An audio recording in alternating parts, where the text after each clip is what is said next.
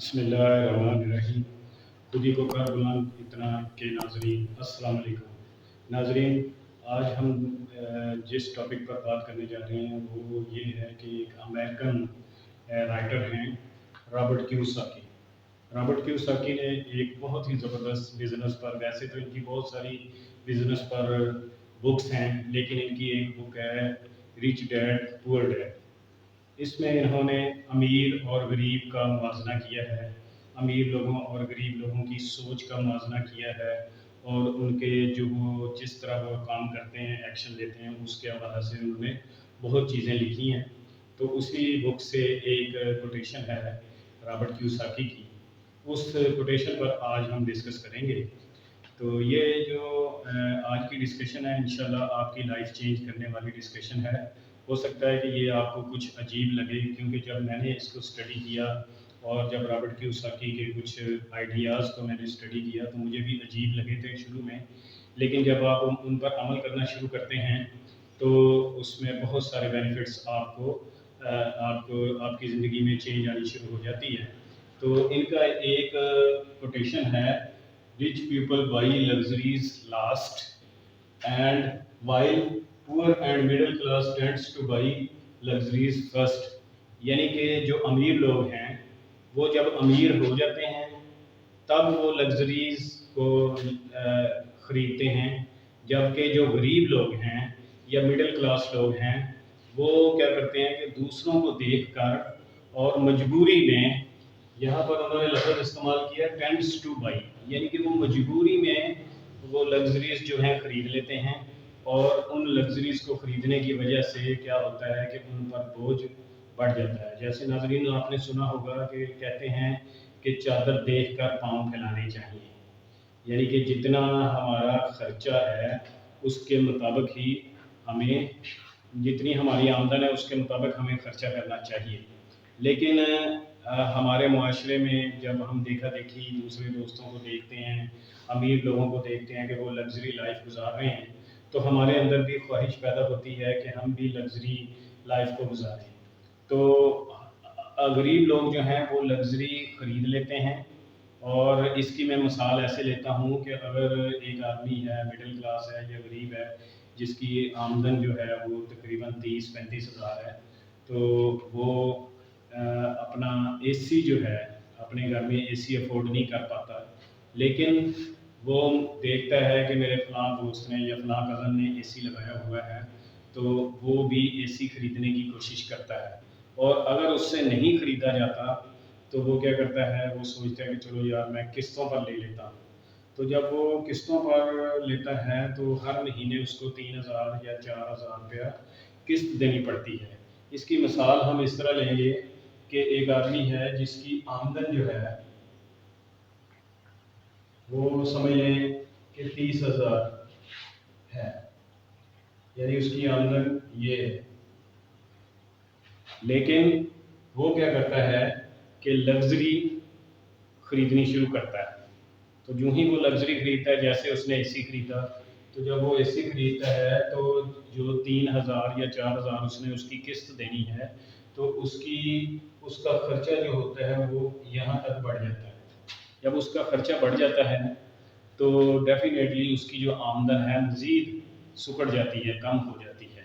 अब उस एसी को चलाने के लिए ये वाला गैप जो है, इस गैप को पूरा करने के लिए वो क्या करता है कि किसी न किसी जगह से मज़ीद कोई कर्ज़ा उठाता है और इस गैप को पूरा करने की कोशिश करता है, लेकिन अगले महीने उसका जो अखराजात होते हैं वो इससे ज़्यादा बढ़ जाते हैं।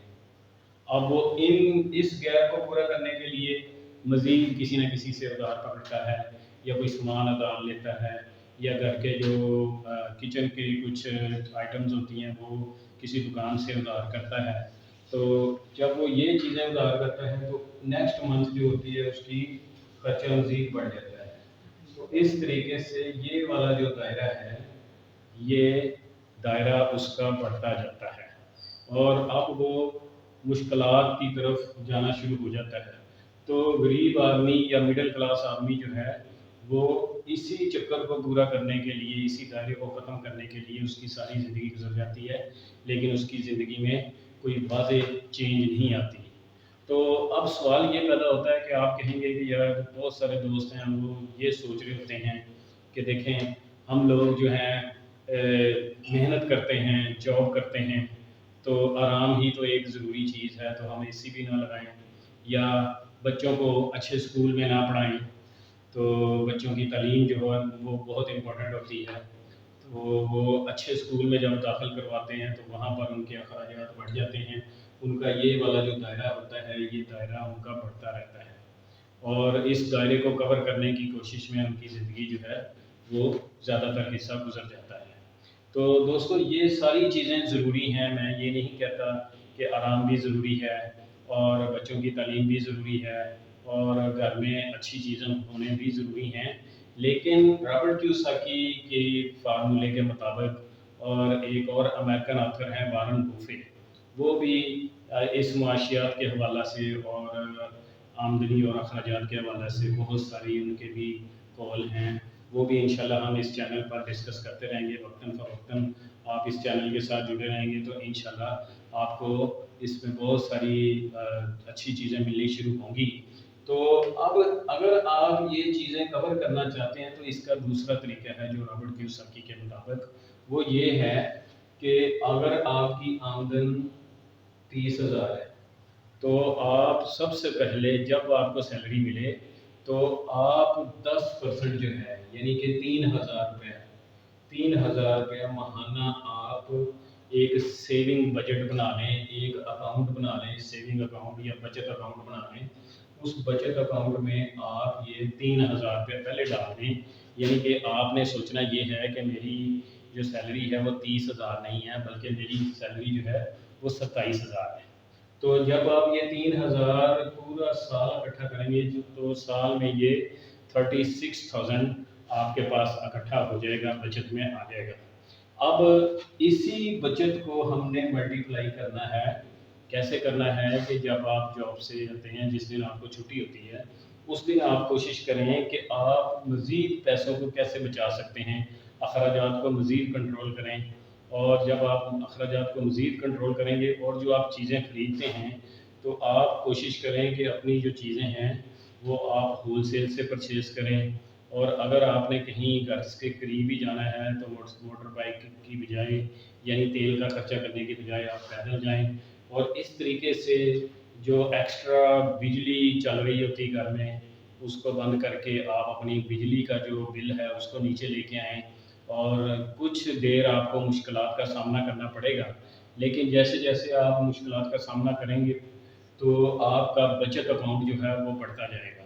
अब आपने फ़र्ज़ करें घर का जो राशन है, जो आप किचन के लिए परचेज़ करते हैं, अगर आप वो आम दुकान से परचेज़ करते हैं तो आप कोशिश करें कि वो आप होलसेल से जाके परचेज़ करें।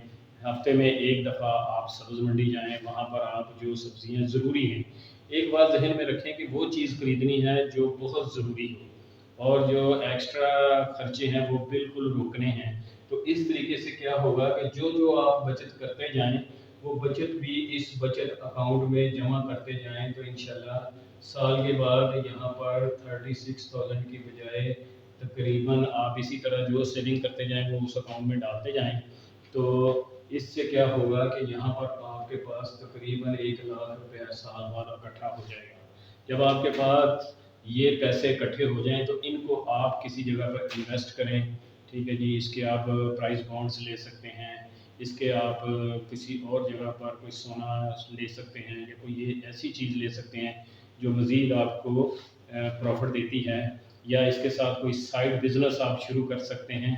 तो इससे आपने आमदनी बढ़ानी है और अखराजात जो हैं कम करने हैं, तो इंशाल्लाह चंद सालों में ही आप भी अमीरों की लिस्ट में आ जाएंगे। फिर आप लग्जरी लाइफ जो है वो जब उसमें कन्वर्ट होंगे तो इंशाल्लाह उसमें फिर आपको परेशानी कोई नहीं होगी।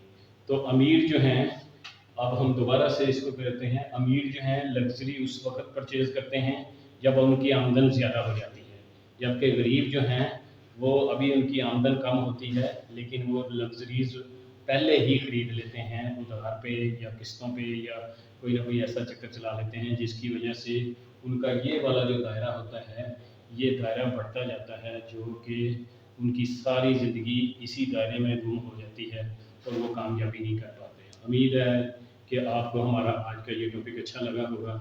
Thank you very much.